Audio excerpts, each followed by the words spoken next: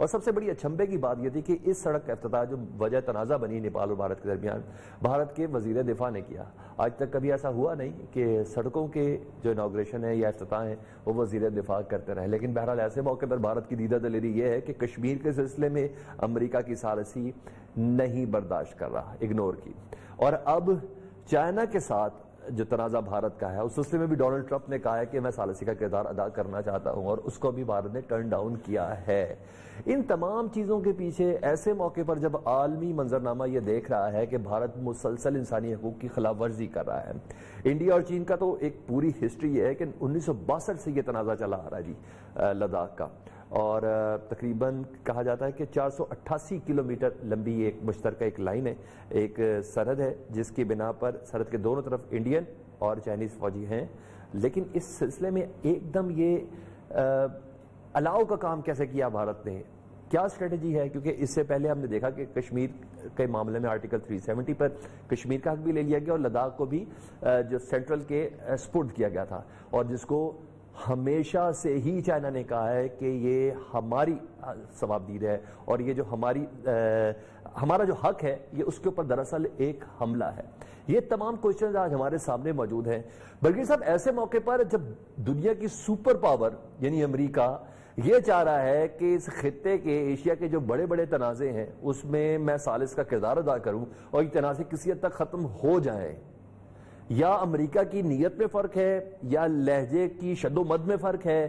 क्या ऐसा है कि ना कश्मीर के मामले में भारत उसकी सालसी कबूल करना चाह रहा है, ना चाइना के साथ मामले में उसकी सालसी कबूल करना चाह रहा है?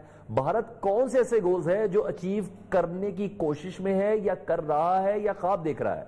देखिए, मसला यह है कि इस वक्त पाकिस्तान में और चीन का और पाकिस्तान का बिल्कुल टोटल हार्मनी है, एक ही सोच है, बिल्कुल हम स्ट्रेटेजिक पार्टनर्स हैं। कोई कॉम्प्रोमाइज चीन और पाकिस्तान के दरमियान तो बात बड़ी क्लियर है कि ना कश्मीर पे कोई कॉम्प्रोमाइज होगा और ना सी पैक पे किस्म का कॉम्प्रोमाइज होगा। मतलब कहने का ये है कि चाहे अमेरिका हो चाहे उनका फ्रंटमैन भारत हो, इस इलाके में जो इस खत्ते में जो ये चाहेगा कि सी पैक को डिसरप्ट किया जाए, ये सबोटाज किया जाए, तो ये तो ना चाइना को कबूल है ना पाकिस्तान को कबूल है। और ये जो भी रिसेंट जो मामला हुआ है लद्दाख में, लद्दाख को अपने इंडियन यूनियन में मर्ज किया, तो जाहिर बात है अगर आपको याद हो चीन ने बड़ा स्ट्रांगली उसको रिजेक्ट किया था। कमर साहब आप बताएं, ऐसे मौके पर अनडिक्लेयर्ड एक सुपर पावर के साथ दूबदू होने की जरूरत करना इंडिया की इस सुक्की और जलालत के बावजूद, और दूसरी एक डिक्लेयर्ड सुपर पावर का मीडिएटर के किरदार अदा करने की पेशकश को कबूल ना करना, भारत के जहन में क्या लग रहा है आपके? देखिए, पहली बात तो यह है कि जो प्रेसिडेंट ट्रंप ने कहा है कि मैंने मीडिएशन की बात की है, वो तो इंडियन गवर्नमेंट ने कहा, ऐसी तो बात ही हमारी कोई नहीं हुई उनसे, और ये बिल्कुल गलत बात है। और लास्ट टाइम जो बात हुई थी वो कोविड-19 पे किसी इश्यू पे हुई थी, सो वो इंडियंस ने बिल्कुल रिजेक्ट कर दिया। सो ये बल्कि ट्रंप साहब की बड़ी सुबकी हुई है। लेकिन अब वापस आ जाएं इंडिया और चाइना के मामलात पे। देखिए, ये मामलात इतने सिंपल नहीं है कि आप कहें कि इंडिया और चाइना के हालात खराब हो गए हैं तो जंग के दहाने पे हैं और पता नहीं क्या हो जाएगा। आपको थोड़ा सा एक होलिस्टिक पिक्चर आपके व्यूअर्स के पास आनी चाहिए। भले इंडिया और चाइना की 1962 में वॉर हुई, लेकिन जो लाइन ऑफ एक्चुअल कंट्रोल है, यहां पे कभी गोली नहीं चली। वो हमेशा डंडे, पत्थर और इन चीजों का इस्तेमाल करते हैं, जबकि पता है एलओसी पे तो हमेशा बड़ी हैवी फायरिंग और किस तरह इंडियंस करते रहते हैं। और ऊपर से आपने ये भी देखना है कि इंडिया और चाइना जो है उनकी जो बायलैटरल ट्रेड है वो $100 बिलियन के करीब है, और उन्होंने प्लान किया हुआ अगले $500 अरब तक इसको लेके जाना है अगले 2-4-5 साल में। सो यहां पे हमें देखना यह है कि ये कॉन्फ्लिक्ट भी है और कोऑपरेशन भी है। एक तरफ से जो मगरब है, अमेरिका ये समझता है कि हमें इंडो पैसिफिक ओशन में इंडिया को प्रॉप अप करना है एक एज ए मेजर प्लेयर, ताकि वो चाइना के जो बैकयार्ड में जितने भी ये एशिया पैसिफिक के ममालिक हैं उनमें इंडिया जो है वो एक रोल प्ले करे। ऊपर से अमेरिकन ने, ऑस्ट्रेलियंस ने, जो है और जापानीज ने और इंडियंस ने एक कोऑर्डिनेटेड सिक्योरिटी डायलॉग भी शुरू किया हुआ है चाइना को कंट्रोल करने का। सो बड़े लेवल पे चाइना जो है, अमेरिका जो है वो इंडिया को सपोर्ट कर रहा है। इवन के उन्होंने जो उनकी पैसिफिक कमांड थी उसका नाम ही इंडो पैसिफिक रख दिया ताकि इंडिया को ओब्लाइज किया जाए। ये अभी जो उनके सेक्रेटरी मैटर्स थे पुराने, उन्होंने ये किया।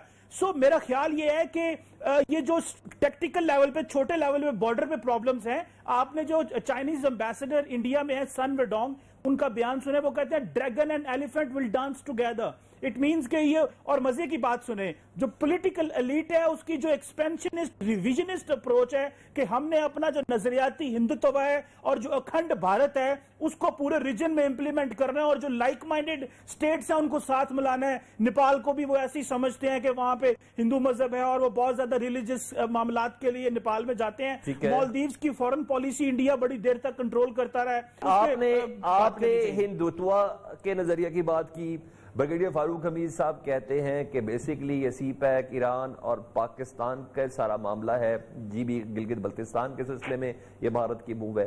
अब एक तीसरा वर्जन, डॉक्टर हुमा बकाई साहब अगर आपको मेरी आवाज पहुंच पा रही है तो ये बताइएगा, ऐसे मौके पर जब हमने देखा कश्मीर और लद्दाख लिए इंडिया ने कानून तब्दील किया और इंडियन प्राइम मिनिस्टर अपने ना सिर्फ वजीर दिफा से रेगुलर मुलाकात कर रहे हैं, एयर चीफ से भी मुलाकात की, नेवल चीफ से भी मुलाकात की और बड़ी फौज के सरबराह से भी मुलाकात की।